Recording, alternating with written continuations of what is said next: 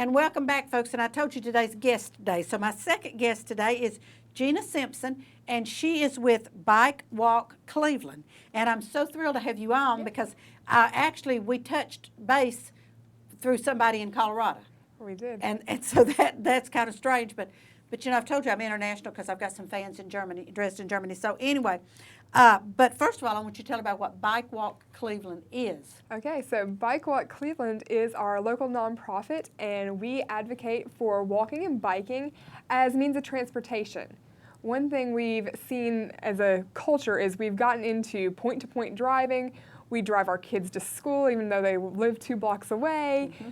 And we kind of want to roll back the clock and get back to that time where we think about what's within a mile of our house and where we live and maybe a mile of where we work, and think about walking or biking to some of those places instead of driving. So we can get our kids back more familiar with their local geography, mm-hmm. and so we can have some of the health benefits. We've seen everybody as a nation, we've gotten really sedentary. So yes, we have. Yes, we have. Yeah, so walking, you know, down the street to lunch or walking to school and back actually has been shown to help children focus better and do better in school. So we've just kind of lost some of those benefits that we used to gain naturally just because you had to walk both ways to school uphill in the snow. Yes, that's exactly right, in 2 feet of snow. But I know growing up, I was 2 blocks from City Park Elementary School where I went to school, and you rode your bike. And you rode your bike to the swimming pool, which was another 2 blocks away from City Park Elementary School. And you just rode your bike everywhere. And I was in Copenhagen, Denmark, back in July. There's 50,000 people in Copenhagen and 100,000 bicycles. And parents have all the equipment to transport their kids on their bicycle until they're 3 years old. And then when they're 3 years old, the kid gets a bicycle. Yes, they do, and we've tried to bring some of that kind of culture here to Cleveland, and so I've got 3 children. My oldest is almost 13, and then I've got a 10-year-old and a 9-year-old, and we bike most places in town. People have seen us. I've got the big orange bike. Sometimes I have some kids on the back of it because they can ride. Or if they're on their own bikes, we play ducks in a row, and we will go down the street, and we cut through the university. We go to church. We go to the library. We even ride over to the YMCA sometimes, and we've gone all over town on that bike. I've had the bike out at Aldi getting groceries. So that's amazing, because when you do that, of course, you have your baskets and your everything that you need for that, and I think it's wonderful, and it's so healthy. And like I say, in Copenhagen, we saw everybody was on bikes. Yes. Very few automobiles. Yeah, and it's better for the environment, mm-hmm. It's better for the nation, but it's also really good for community because, you know, if someone cuts you off on a bike because they didn't see you, you say, oh, I'm sorry, and they say, oh, it's okay. Whereas, you know, if you're in a car and someone cuts you off, you're honking the horn, right. You're getting agitated, everybody gets upset. And when you're on a bike or walking, you talk to the people that you come by, you get to know them, you find out a little bit about them as you go in the same way. It just builds a real sense of community. I bet the crime's a lot lower in Denmark, too. I don't know, but I do know that bicycles have the right-of-way. So as a pedestrian, if you're going across the street, you needed to look both ways, not necessarily for the cars, but if a bike is coming up, they have the right-of-way. Interesting. Yes, and then you stop and you let the bicycle go on by. And these aren't motorized, folks. These are people pumping those bikes. They go on by, and then you cross the street. Huh. Well, that is different than in America. In America, the pedestrian always has the right of way, and bikes do stop for them. And yes. When we cut through Lee, I always tell my kids they've got to watch out, especially now that the summer session is over and people are back on campus. Yes, a lot of people. And unfortunately, I know we've got hands-free Tennessee. We need some hands-free for walking, too, because when they're walking across campus, it is a little bit harder. I'm afraid someone's going to fall off the sidewalk in front of me. Well, I don't want them to fall off in front of you, but let them fall off, and then maybe they'll put that phone down for a while and not worry about it. Now, we're going to talk about BikeWalk Cleveland. Now, you're a nonprofit? We are. We're a 501c3 nonprofit here in town, so we rely completely on community support for all of our funding. We've got several programs right now that we are trying to get funding for. So one of those is our Bikes to Schools program, where I take bikes that have been donated to me from an awesome company or nonprofit in Knoxville called Kickstand. Oh, neat. So Kickstand in Knoxville actually gets bikes from the community. People who have outgrown their bikes or who don't want them anymore will give them to Kickstand. They have people who come in and fix them up from the community, and then they in turn give them away. So when I contacted them, they were able to give me some bikes that I can then take to schools. So I take these to our elementary and middle schools, and if any of the high schools want to call me, I'll bring them to the high schools too.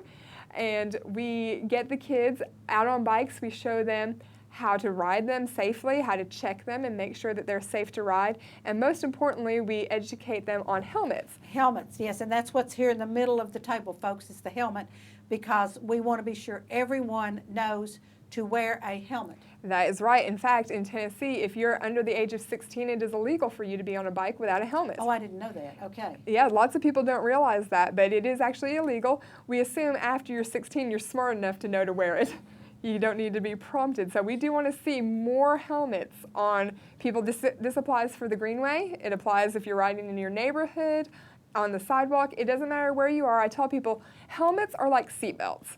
You never know when you're going to need them. Absolutely. And just because you haven't needed it in the past doesn't mean you won't need it tomorrow. That's right. Yeah, we were just talking about our friend Pat that was in a bicycle accident, and a helmet probably saved her life. Absolutely. And Absolutely. so we want to make sure that everyone has them. They're cheap, they're easy to wear, and if they're fitted properly, they're very comfortable. In fact, I've walked through the store many times with my helmet on, not realizing it was on until people gave me that look. Yes. That was a little bit odd. Uh-huh. And so, yes, we're trying to get that education to our students and really change the idea that people have and the culture. So we have more kids riding their bikes. And so to fund this program, we really need a covered trailer, something where I can store those bikes securely so that if I take them to the school the night before, they can sit and be secure. When they come back, they aren't in my garage. My husband would really appreciate being able to access our tools without having to move 15 bikes anymore. So if we can get those, get a trailer, and that's one of the reasons we're having this fundraiser. Okay, and we're having a fundraiser, and it's Majestic Music by the Pool Garden Party. Yes. Oh, that's a lot of words there, but is. it sounds like a lot of fun. Okay. That's the more words, the more fun. Okay. So yes, this is going to be out at the country club. We're going to have a local band, the James Smith Band, and they've got a local drummer, LaShawn Porter, that's going to help them that evening. So we're going to have lots of fun music, food.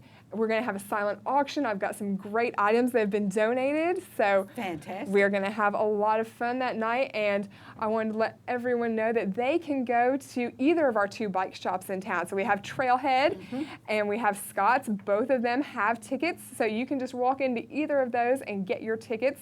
They are $60 for a single, but $100 for a couple. So okay, you'd save money. Save money by getting the couple's ticket and come out and join us. So we really hope that we'll have a big response from the community and help us to reach more children. And this covered trailer will not only allow us to take the bikes to schools, but we'll also be able to go to community events. So if you have a big neighborhood and you want your kids in your neighborhood specifically to get some bicycle education, you can contact us through our Facebook page. We're BikeWalk Cleveland on Facebook and at BikeWalk Cleveland on Instagram. You can find us there. Message me, and I would be happy to come and do some bicycle education. We have a Smart Cycle program that teaches about the rules of the road. That's necessary, yes. It is. Always ride like you're a car. Follow the traffic rules and stop at the stop signs. There you go. Those are the basics, but we also teach some avoidance maneuvers, how you can safely swerve to avoid an obstacle without getting out of your lane. Wow. It's a very intensive program. There's an online component, which is free, and then I can come in and do some in-person training so that you can have the skills to feel like you and your family can ride safely around town. Yes, and I think that may be what some parents are worried about, their child not riding safely, and also worried about the driver of the car who may not be paying attention to the biker, and that's another thing we need to be aware of. It is, and one very, I think, telling statistic they've seen in Europe that children who ride bikes for transportation make better drivers because the first time, in America, it seems, the first time our children have an experience with the rules of the road is when we put them behind the wheel of a vehicle that can go 70 miles an hour. And that's a very hard time to be learning some lessons. Whereas if we get them on bikes and we get them riding around town, they learn how to navigate, they learn how to yield and how to stop and how to signal, all of those things that are basics to driving. But they also become very, very aware of the dangers of intersections, of cars. They learn to yield to pedestrians so that when they get behind the wheel of a vehicle to drive for the first time, they're aware of those vulnerable users and they have that sense of what it was like to be that vulnerable user. So they're more tolerant of people who are walking and biking because they were those people. Right. Adrian, can we put this up on the screen so people can on the big screen so people can see how they need to contact Gina if they're interested? Right here it is. The Majestic Music by the Pool Garden Party, and it's going to be at the Country Club. Now, we'll keep telling you all about this, but it's going to be September 7th. September 7th. Which is why I wanted Gina on today, because I'm not really sure I'm going to be doing a show before September 7th. So I thought I need to get Gina on so we could talk about this. So there you see her phone, and you see the email, and you see the website. And I think you said they can go on the website and get tickets. You can go on the website and you can see the link to the tickets. You can also get those on Facebook. And if you contact me through Instagram or anyway, I will get you the information that you need so that you can get tickets and you can just walk right into Scott's or Trailhead. That's fantastic. Okay. So what got you interested in this? Well, I was very active already with my family, and a few years ago, actually in 2017, I met with some people from the city who said that they needed some more community input on where crosswalks should be and routes for safe routes to school. How could we get our children there safely? And that kind of transitioned to me finding BikeWalk Tennessee, which is the statewide organization. Okay, all right. And so we are actually a chapter of the statewide organization. Okay. So we work on the local level, and I actually help now with the board for the state level.